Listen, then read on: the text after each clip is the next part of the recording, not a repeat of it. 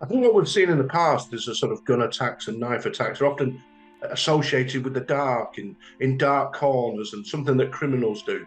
And now we're seeing it blatantly in the open, near a playground, people being killed in schools as well. And it really makes people afraid because we can all know that crime and wickedness happens in the dark. But when it's so open in a residential street around noon, I think that really does change the game, and it tells people that they're not safe on the streets where they should be free to walk in freedom and in safety.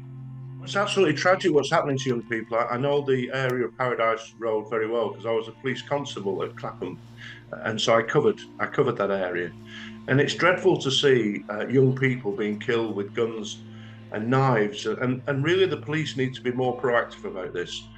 What we see from the Metropolitan Police is things like race action plans and stop and search charters, and these simply put off officers from doing their duty and stopping and searching people. And many of these young kids involved are young black men, and they're often the victim of these crimes as well. And the reduction in stop and search, which has been done allegedly to improve community relations, has simply increased the number of deaths. I mean, what we've seen in the past, we saw the tragedy of Jamie Bulger, and people were appalled by the age of the victim and then the age of the offenders. But now we're not so appalled, are we? This story about the stabbing in Swiss Cottage and the shooting in Stockwell, it's become the norm. And we see all over the country. It's not just a London problem. We see a child stabbed in Sheffield, a teacher stabbed in Wales, and it's happening all over. There's a trial at the moment where a girl went on a camping trip in Hull, in Humberside, and was stabbed with a samurai sword. People feel that their children aren't safe either, whether they're playing out and going camping or going to school. And that's a dreadful thing for an advanced economy, advanced country like Britain is.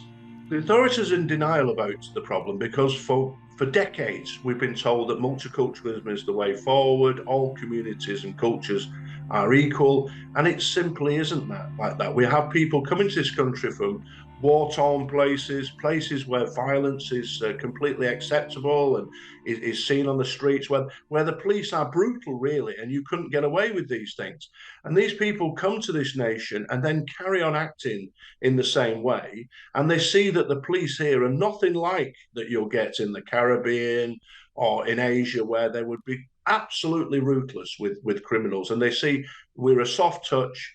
And the trouble with that is it allows crime to flourish. Stop and search has been reduced by, as a result of several politicians of all parties, Tory and Labour, often cynically to get votes, in my view. Theresa May reduced it because she thought she'd get more members of the black community voting for him. Sadiq Khan, he went out of his way to reduce stop and search. And the consequences have been absolutely terrible. And even the deputy commissioner, Mackey, he was actually knighted for reducing stop and search. And what you can't get away with in this world is that young black men are about 2 or 3% of London's population.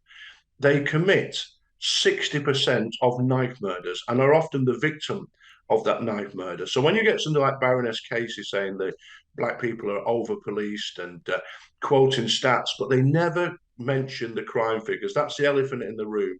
And until we're honest about this, and I've seen images of the young man who was the victim in Paradise Row, until we're honest about this, we will never solve the problem. I think that a lot of these attacks, the knife murders, the shootings, they're driven by gangs, by illegal drug dealing, and often just simple bravado. Some of these gangs have initiation ceremonies where you've got to stab somebody or shoot somebody to become a full member. And it just shows how these young people have been cut off from society, that their values are such at variance to ours that, violence and evil is seen as a good thing to them. Let's start at the bottom. With stop and search, what they need to be is they need to be like me and honest and tell people this is a real problem. Appeal to black community leaders and say, how can we resolve this?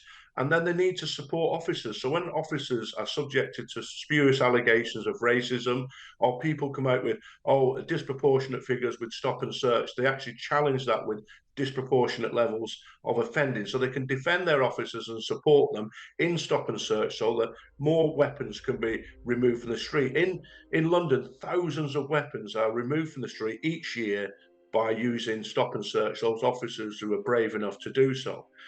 But when people are found with these knives and guns, we need to be assured that the CPS, the Crown Prosecution Service, will take appropriate action. There'll be no more cautions for people carrying knives. And when they go to court, they face sentences which send out a clear message to people. If you carry a weapon on the streets of Britain, you will go to jail. So it's not just about stop and search, it's about rethinking the criminal justice system from top to bottom. Well, I think you could have a situation where the Prime Minister appears on the television and publishes it in every newspaper and social media outlet saying, if you're caught on the streets of London with a knife or a gun without a reasonable excuse, and people, of course, carry knives in the course of their work, no one carries a gun in the course of their work, you will go to prison for 5 years. No excuses, that's the end of it. And we could publish that and say that, and that would make our streets safer. But again, there's been underinvestment in prison places, and that needs to be sorted out. It is the things like the Baroness Casey report. It focuses on one thing without being honest about others. And it's the dishonesty that gets me, that they try to cover up the offending people. The police can't help the fact that young black men commit so much crime. It's not the police's fault. The police have to clear up the mess when the body's on the floor. And they're made to feel racist all the time. And if the police were truly racist, they'd be out stopping elderly Asian ladies, because they're no trouble, are they? They wouldn't give you any grief. And if you were an utter racist, you could get your thrills by picking on somebody who's a different race from you. But they don't stop elderly Asian or black or white people, because they don't commit very much crime. The police don't stop many women who are black, white, Asian, or anything else, because they don't commit crime. The police focus in on who's committing crime and then are criticised for it, and officers are feared of losing their jobs. And how many times have we seen somebody with a knife get away with it because an officer's been afraid of being accused of racism? It's an absolute outrage, and it shows the lack of spine that some of our senior police officers have. One, they're absolutely fearful of it. And secondly, often too many young officers think stop and search is racist. Well, you imagine when I was a young officer, I left the army, I joined Hendon in 1989, and it was more or less going to a military establishment where you were marched around by an ex-Grenadier Guards drill sergeant, and you were taught to police the people of London without fear or favour. Now they go to university, which is a very liberal left.